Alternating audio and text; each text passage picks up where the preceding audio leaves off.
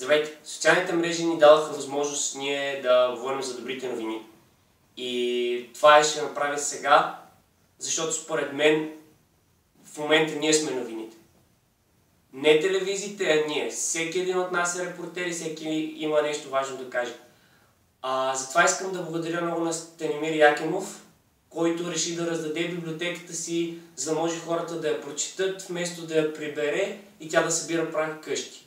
Аз взех от него Богат татко, беден татко и в коментарите долу ще ви пусна линк към неговата страница, книгите, които може да прочетете, както и страницата му във Фейсбук. Важното за мен беше, че имаше човек, който за пръв път дава нещо, без да ме познава и не иска нищо в замяна. Благодаря ти много, Станимире, успех с това, което правиш и се надявам много хора да прочитат от твоите книги, защото те наистина си струват. Моята книга беше Богат татко, беден татко.